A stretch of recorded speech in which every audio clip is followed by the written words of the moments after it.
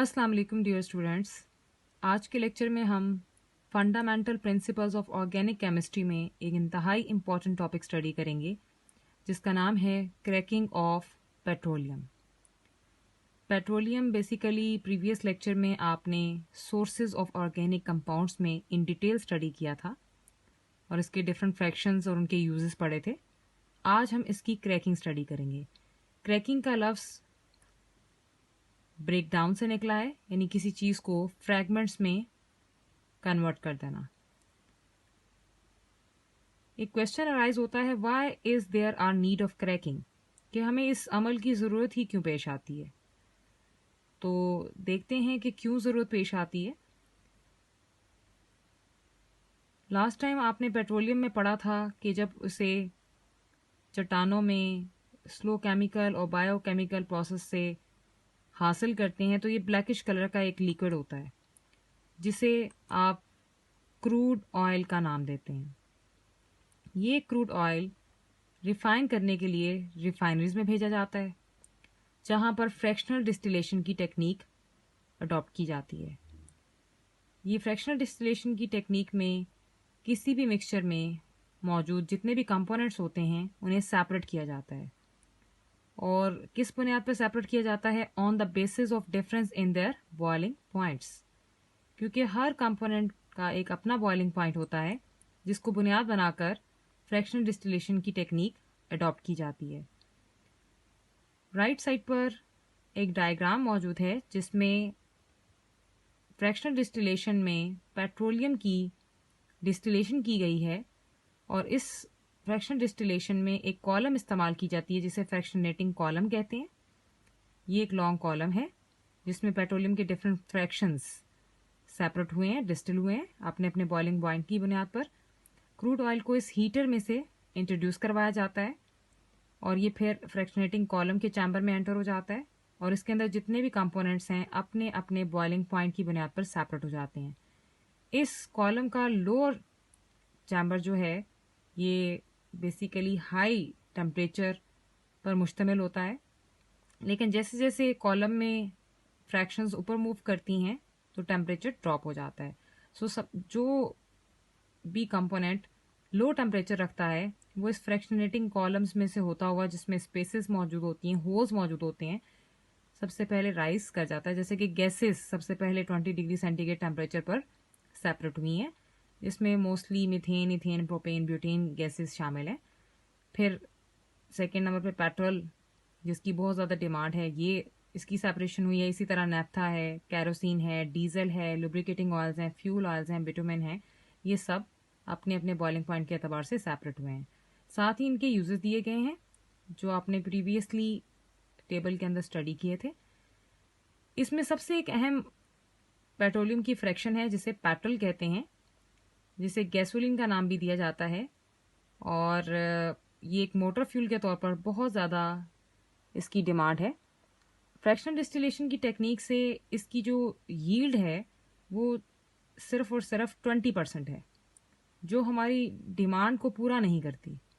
तो हमें एक ऐसे मेथड की ज़रूरत थी जिससे हम इस हाईली डिज़ायरेबल पेट्रोलियम के फ्रैक्शन को हासिल कर सकें। तो उसके लिए पेट्रोलियम के और भी बहुत सारे फ्रैक्शंस हैं जो कम डिज़ायरेबल हैं, जिनसे हम हाईली डिज़ायरेबल को हासिल कर सकते हैं। गैसोलीन, जिसे पेट्रोल का नाम दिया जाता है, ये एक हाईली डिज़ायरेबल पेट्रोलियम फ्रैक्शन है जिसको स्ट्रक्चर के अतबार से देखा जाए तो इसमें स्मॉलर हाइड्रोकार्बन चेन होती है, जिसकी वजह से इसका बॉइलिंग पॉइंट भी कम होता है और जिसका बॉइलिंग पॉइंट कम होता है वो ज़्यादा वेपर्स बनाता है, मोर वोलेटाइल होता है और ये इंजन के अंदर स्मूथली बर्न करता है। लेकिन फ्रैक्शनल डिस्टिलेशन की टेक्निक से इसकी यील्ड बहुत कम है, about 20%, which doesn't meet the demand. इसके बरक्स पेट्रोलियम के फ्रैक्शन में कुछ और फ्रैक्शंस भी हैं, जैसे कि कैरोसिन ऑयल और गैस ऑयल, जो जिनकी डिज़ायर कम होती है, लेस डिज़ायरेबल पेट्रोलियम फ्रैक्शंस हैं ये, और इनको स्ट्रक्चर के अतबार से देखा जाए तो लार्जर हाइड्रोकार्बन चेन पर मुश्तमिल होते हैं ये, जिसकी बदौलत इनका बॉइलिंग पॉइंट ज़्यादा होता है, कम वोलेटाइल हैं, हार्डली बर्न करते हैं, थिक टेक्सचर होता है और यील्ड इनकी ज़्यादा है। तो हमें एक ऐसी टेक्निक चाहिए थी जिससे लेस डिज़ायरेबल को हाईली में हम कन्वर्ट कर सकें। तो less desirable petroleum fraction kerosene oil और गैस ऑयल को कन्वर्ट करने के लिए कि वो हाईली डिज़ायरेबल पेट्रोलियम फ्रैक्शन में तब्दील हो जाए, गैसोलीन में कन्वर्ट हो जाए, तो उसके लिए हमें एक मेथड की ज़रूरत थी जिसका नाम है क्रैकिंग। तो ये क्वेश्चन पूछ लिया जाता है, why is there are need of cracking, तो आप उसमें क्रैकिंग की डिज़ायर बताएंगे। क्रैकिंग क्या है? The process of breaking of higher hydrocarbons having higher boiling point which is less volatile into variety of lower hydrocarbons having lower boiling point which is more volatile is called cracking। एक ऐसा process जिसमें higher hydrocarbon higher chains को crack करके break करके, जिनका boiling point भी ज़्यादा होता है, कम वोलेटाइल होते हैं, उनको तोड़कर छोटे यूनिट्स में कन्वर्ट कर दिया जाता है जिनका बॉइलिंग पॉइंट भी कम होता है और वो ज़्यादा वोलेटाइल होते हैं, ज़्यादा रनी होते हैं। फॉर एग्जाम्पल, हेक्साडिकेन एक हायर हाइड्रोकार्बन है जिसका फार्मूला है C16H34। हेक्सा कहते हैं 6 को, डिकेन कहते हैं 10 को, तो कलेक्टिवली ये 16 पर मुश्तमिल 16 कार्बन कंटेनिंग स्ट्रक्चर है। ये एक हायर अल्केन है। जब इसे आप 700 डिग्री सेंटीग्रेड टेम्परेचर देते हैं तो आप रिएक्शन में देख सकते हैं 3 प्रोडक्ट्स निकल रही हैं। पहली प्रोडक्ट एक लोअर अल्केन है जो 7 कार्बन्स पर मुश्तमिल है, C7H16 इसका फार्मूला है, जिसे हेप्टेन कहते हैं, लोअर अल्केन। सेकेंड जो प्रोडक्ट आपके सामने कार्बन्स पर मुश्तमिल है, C7H16 इसका फार्मूला है, जिसे हेप्टेन कहते हैं, लोअर अल्केन। सेकेंड जो प्रोडक्ट आपके सामने है वो है CH2 double bond CH2। Double bond containing ये स्ट्रक्चर है, 2 कार्बन्स पर मुश्तमिल है, क्लास ये अल्कीन है, नाम इसका इथीन है, और 3 मॉलिक्यूल्स ये जनरेट हो रहे हैं। बैलेंस करने के लिए कोएफिशिएंट में 3 लगाया गया है। इसी तरह तीसरा जो प्रोडक्ट बन रहा है वो है CH3 single bond CH double bond CH2। 3 carbon पर मुश्तमिल ये भी एक अल्कीन है, इसमें एक डबल बॉन्ड है, इसे प्रोपीन कहते हैं। नेमिंग कैसे दी गई है ये आगे जाकर आपको नॉमेनक्लेचर में पता चलेगा। तो हाई टेम्परेचर पर किसी भी हायर अल्केन को जब भी हीट किया जाता है तो ये जो लॉन्ग चेन्स होती हैं कार्बन और कार्बन बॉन्ड पर मुश्तमिल, ये ब्रेक होती हैं और इनसे स्मॉलर यूनिट्स अल्केन और अल्कीन्स प्रोड्यूस होते हैं, तो इसे क्रैकिंग कहते हैं। ये स्मॉलर यूनिट्स यूजफुल हैं, मोर वोलेटाइल हैं, कम बॉइलिंग पॉइंट हैं और ज़्यादा रनी होते हैं। अब आप नेक्स्ट में इसी स्ट्रक्चर की स्प्लिटिंग देखेंगे कि कैसे इसने ये 3 फ्रेगमेंट्स क्रिएट किए। ये हेक्साडिकेन का ओपन स्ट्रक्चर है जिसमें 16 कार्बन्स और 34 हाइड्रोजन्स अटैच हैं।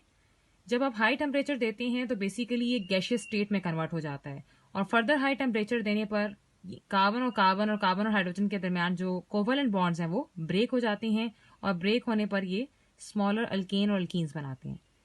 हर कार्बन और कार्बन के दरमियान का जो बॉन्ड है या कोई भी बॉन्ड है वो 2 इलेक्ट्रॉन से मिलकर बनता है और जब वो ब्रेक होता है तो वो दोनों इलेक्ट्रॉन्स उन्हीं एटम्स के पास वापस आ जाते हैं जहां से वो शेयर हुए थे।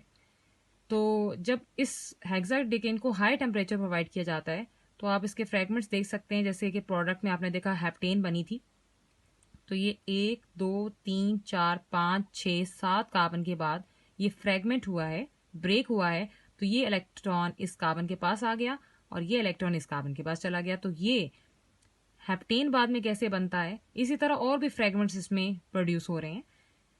तो जैसे ही ब्रेक होता है तो इसी तरह ये भी ब्रेक हो रहा है। यहाँ पर ये तो 7 कार्बन्स पर था, ये 2 कार्बन्स पर मुश्तमिल है, ये भी 2 कार्बन्स पर मुश्तमिल एक फ्रेगमेंट ब्रेक हुआ है, ये भी 2 कार्बन्स पर मुश्तमिल एक फ्रेगमेंट ब्रेक हुआ है। इस तरह से 2 कार्बन्स पर मुश्तमिल 3 मॉलिक्यूल्स निकल रहे हैं जो इथीन बनाते हैं आगे, और एक जो लास्ट में रह जाता है वो 3 कार्बन पर मुश्तमिल है जो कि प्रोपीन का स्ट्रक्चर बनाता है। इसका एक हाइड्रोजन रिमूव होता है और ये इस कार्बन को मिल जाता है और वो हेप्टेन बना लेती है। अब ये वाला स्ट्रक्चर 2 कार्बन्स पर मुश्तमिल अपने इलेक्ट्रॉन्स लेकर डबल बॉन्ड क्रिएट करता है और इस तरह के 1 2 और 3 मॉलिक्यूल्स इथीन के क्रिएट होते हैं। लास्ट में प्रोपीन का स्ट्रक्चर देखें तो इस कार्बन के पास एक इलेक्ट्रॉन आ गया, ये हाइड्रोजन चला गया था तो इसका बॉन्ड का भी एक इलेक्ट्रॉन कार्बन के पास मौजूद है। ये और ये दोनों मिलकर डबल बॉन्ड बनाते हैं जो आपको बॉटम में नजर आ रहा है। और साथ ये वाली जो कार्बन है 3 हाइड्रोजन इसके पास अटैच हैं जो यहाँ पर मौजूद हैं, और ये सेंटर वाले के पास एक ही हाइड्रोजन है। तो इस तरह से फ्रेगमेंटेशन होती है, तमाम हायर चेन्स लोअर यूनिट्स में कन्वर्ट हो जाते हैं, फिर ज़्यादा वोलेटाइल होते हैं, लेस बॉइलिंग होते हैं, रनी होते हैं, तो इनसे हमें फ़ायदा पहुंचता है। This is basically cracking. Next में देखेंगे कि हम कितने वेज से क्रैकिंग परफॉर्म कर सकते हैं। 3 वेज हैं हमारे पास: thermal cracking, catalytic cracking, steam cracking. Thermal का लफ्ज़ हीट से निकला है। इसमें क्या होता है कि लार्ज मॉलिक्यूल्स को ब्रेक करते हैं high temperature high pressure provide करके, तो वो स्मॉलर हाइड्रोकार्बन्स में कन्वर्ट हो जाते हैं, और इस टेक्निक से unsaturated hydrocarbons like ethene, propene produce होते हैं। सेकेंड टाइप है जी कैटालिटिक क्रैकिंग। ये बेस्ट टाइप है और उधर से क्वेश्चन भी आता है, which is the best type of cracking and why. तो आप आगे देखेंगे तो आपको इसका आंसर मिल जाएगा। कैटालिटिक क्रैकिंग बेसिकली इसमें हायर हाइड्रोकार्बन्स को क्रैक किया जाता है, टेम्परेचर लो दिया जाता है 500 डिग्री सेंटीग्रेड ऑलमोस्ट, और low pressure of almost 2 atm, और साथ ही साथ इसमें कैटलिस्ट का इस्तेमाल होता है। जो कैटलिस्ट यहाँ पे यूज़ किया जाता है वो मिक्सचर होता है silica SiO2 and alumina Al2O3। ये मिक्सचर यूज़ किया जाता है और क्रैकिंग होती है। यहाँ से MCQ भी पूछा जा सकता है और शॉर्ट क्वेश्चन आप पहले ही देख चुके हैं। इस टेक्निक का एक एडवांटेज है, this process produce gasoline of high octane number having high quality, कि आप catalytic cracking number having high quality, कि आप कैटालिटिक क्रैकिंग वो क्रैकिंग की टाइप है जिससे आप अच्छी क्वालिटी की गैसोलीन प्रोड्यूस कर सकते हैं, और ये स्ट्रेट और ब्रांच दोनों तरह की मिक्सचर्स बनाती है। तीसरी टाइप है जी स्टीम क्रैकिंग। इसमें क्या करते हैं आप, higher hydrocarbons in the vapour phase are mix with steam, heated for a short duration to about 900 degree centigrade and then cooled rapidly. जितने भी हायर हाइड्रोकार्बन्स हैं वेपर की फेज में जो इंतहाई गर्म होती है, स्टीम के साथ मिक्स किया जाता है और 900 डिग्री सेंटीग्रेड के लिए शॉर्ट इंटरवल के लिए इसे हीट करते हैं, और जैसे ही रिलीज करेंगे हीट तो ये कूल होना शुरू हो जाएगा, और कूल होने के नतीजे में ये ब्रेक हो जाता है। इसमें भी लो और अनसेचुरेटेड हाइड्रोकार्बन्स प्रोड्यूस होते हैं। तो इस तरह से ये 3 टाइप्स हैं क्रैकिंग की, जो अलग अलग आपसे किसी भी टाइप पर क्वेश्चन किया जा सकता है कि व्हाट इज स्टीम क्रैकिंग या थर्मल क्रैकिंग या कैटालिटिक क्रैकिंग। लास्ट में इसकी इंपॉर्टेंस देखते हैं। Cracking increase the yield of gasoline. आपने अभी देखा कि हम लेस से हाईली डिजायरेबल गैसोलीन हासिल कर सकते हैं, तो पहला advantage. Second, it also produces large amount of useful by products जैसे कि ethene, propene, butane and benzene. ये खास किस्म के प्रोडक्ट्स हम बना सकते हैं। इसके अलावा क्रैकिंग कुछ खास मैन्युफैक्चरेशन भी करती है, जैसे कि drugs, plastics, detergents, synthetic fibres and weed killers along with fertilizers. It also produces some important chemicals like ethanol, phenol and acetone. तो इम्पोर्टेंस पर भी अगर शॉर्ट क्वेश्चन आ जाए तो आप पॉइंट्स में लिख सकते हैं। This is very important topic as well as for long and short, तो अच्छी तरह से आपने तैयार करना है। This is all about for today. Best of luck.